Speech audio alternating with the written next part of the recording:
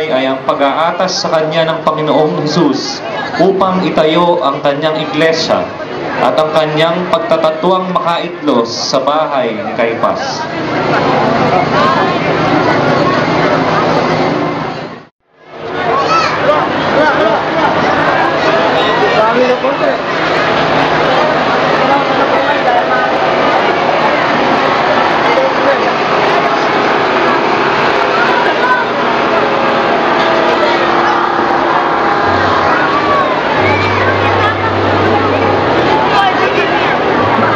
Ang pangatlong imahen, ang pangangaral ng Panginoong Hesus sa babaeng Samaritana.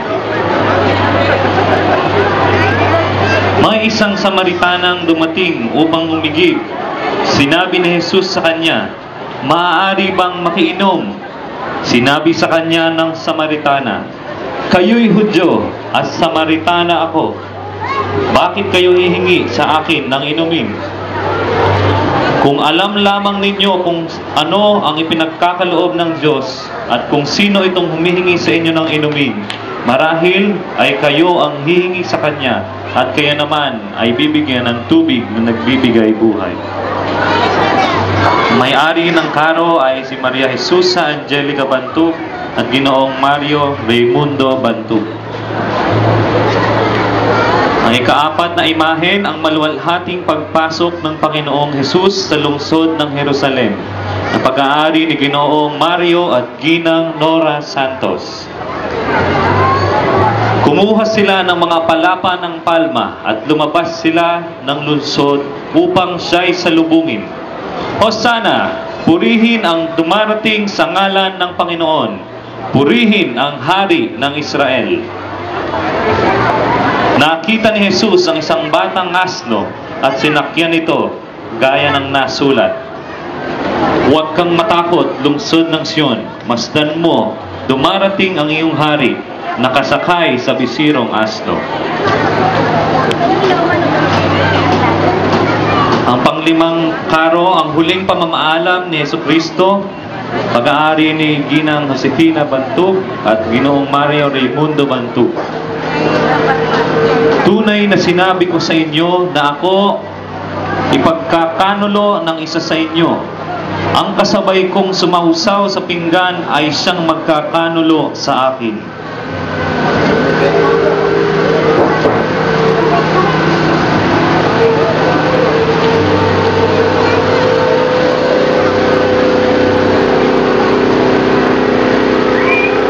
Ang ika-anim na imahen, ang pagtatatag ng Panginoong Hesus sa banal na Eucharistia, pag-aari ni Ginoong Mario Bantug, sa pangangalaga ng CFC Sister Jovita Pioroda. At samantalang kumakain sila, kinuha ni Jesus ang tinapay, binasbasan, hinati at ibinigay sa kanila na ang sabi, "Kunin niyo ito ang aking katawan."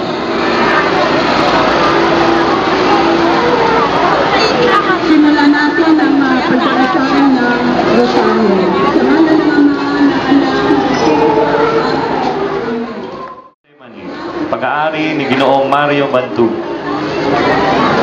Gaya ng kanyang kinaugalian, pumalis si Jesus at nagtungo sa bundok ng Olibo at sumama sa mga alagad. Pagdating dooy, sinabi niya sa kanila, "Manalangin kayo nang hindi kayo madaig ng tukso." Ang pagdakip kay Jesucristo, na pag-aari ni Ginang Remedios de Salita. Pumaroon si Judas kasama ang ilang bantay sa templo at isang pangkat ng mga kawal na padala ng mga punong saserdote sa mga Pariseo. May dala silang mga parol, sulo at sandata. Alam ni Jesus ang lahat ng mangyayari sa kanya, kaya't sila'y sinalubong niya at tinanong, "Sino ang hinahanap ninyo?" Ang paghampas sa Panginoong Hesus nakagapos sa haliging bato. Pag-aari ni Ginoong Jose Malabona. Tuwing pista ng Pasko, nakaugalian na ng gobernador ang magpalaya ng isang bilanggo. Tinanong sila ni Pilato, "Sino ang ibig niyong palayain ko? Si Barabas o si Jesus?" At pinalayan niya si Barabas, ngunit ipinahugupit si Jesus at ibinigay sa kanila upang ipako sa krus.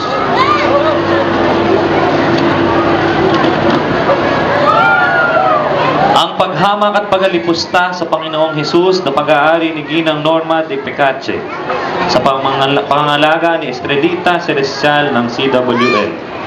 Si Jesus ay dinala ng mga kawal ng gobernador sa Pretorio at tinipon nila sa paligid niya ang buong pangkat. At matapos libakin, inilisan siya ng balabal, sinuotan ng sariling damit at inilabas upang ipako sa krus.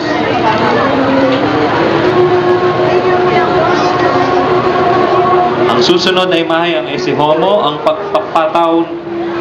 pagpapatanaw ni Pilato sa ating Panginoong Jesucristo.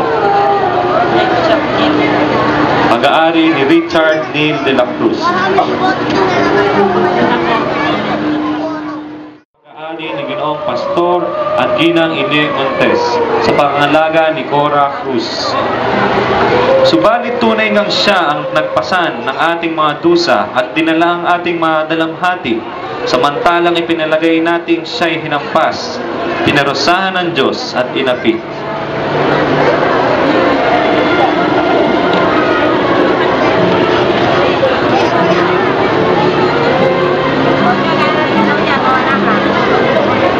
Ang pagsalubong ni Jesus sa kanyang mahal na ina na pag-aari ni Ginoong Danilo at Ginang Josie Nakamura Espiritu.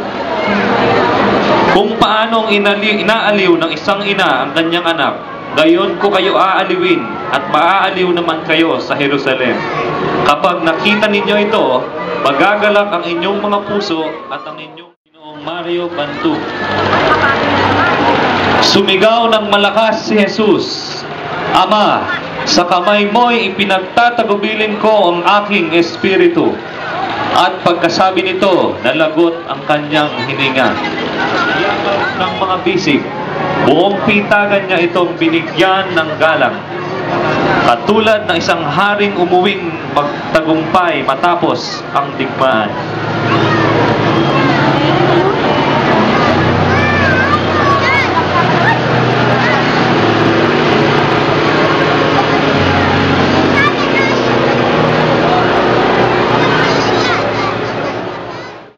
Pagkabuhay ng Panginoong Jesus na pag-aari ni Ginoo at Ginang Arthur Marcos.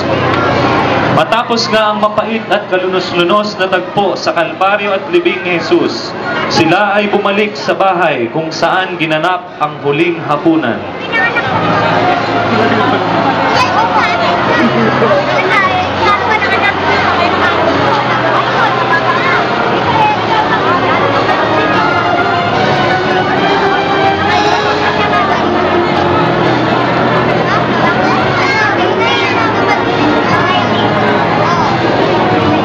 Banal na bangkay ng Panginoong Jesus, Santo Entierro, na pag-aari ni Ginang Peggy de Santos. Siya ay pinatay dahil sa sala ng sangkatauhan, nakasama ng masasama at mayayaman, bagaman wala siyang kasalanan o nagsabi man ng kasinungalingan. Ang banal na bangkay ng Panginoong Jesus.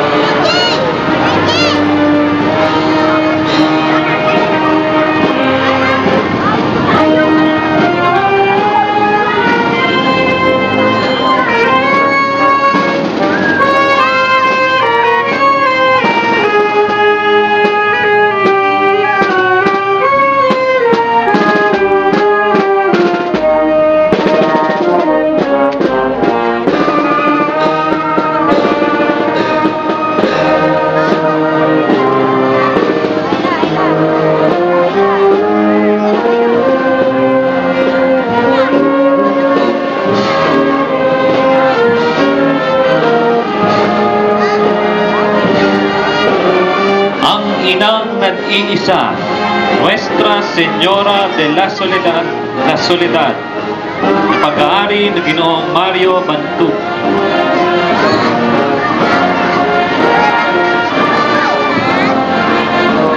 Tinuturuan tayo ng taguring ito ng mahal na Birhen na pagnilayan ang tinamong hirap at sakit ng ating Panginoon para sa katubusan ng ating mga kasalanan.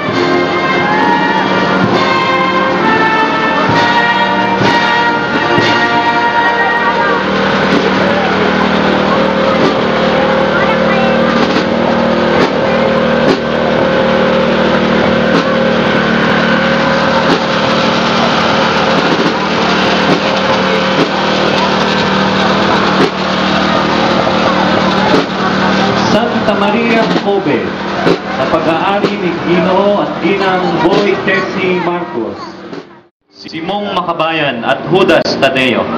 Siya ay ang kabiyak ni Cleopas, isa ring alagad ng ating Panginoon, kasama ng mahal na Birhen, nina Maria Magdalena at Salome. Siya ay isa sa mga babaeng nakatayo sa paanan ng krus ni Jesus sa Kalbaryo.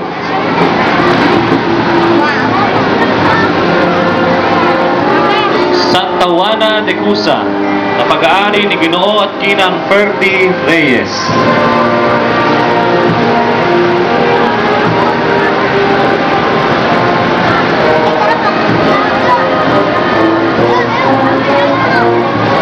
Santa Maria Salome, na pag-aari ni Ginoong Bonifacio Isidro Gonzales. Si Salome ay isa sa mga babaeng tagasunod ni Jesus na sumunod sa kanya mula pa sa Galilea. Siya ang babaeng humiling sa Panginoon na paupuin ng kanyang mga anak, isa sa kaliwa at isa sa kanan sa kanyang kaharian. Si Salome ay ang ina ni Santiago at Juan Evangelista na may bahay ni Zebedeo. Santa Susana, na pag-aari ni Ginoong Romel Texon.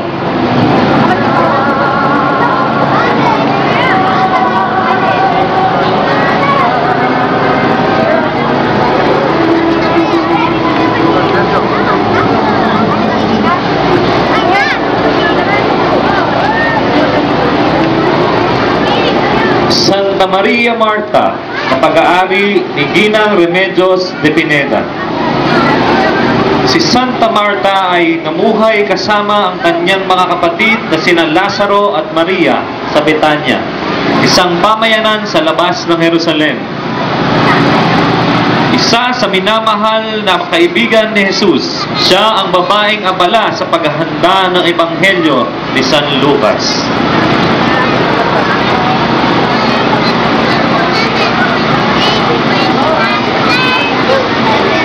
San Lazaro, ang kapatid na ikatlo ni Santa Marta at Santa Maria de Betania. 4 na araw ng patay, ngunit nang mapakinggan si Jesus, siya ay kumilos at muling nabuhay.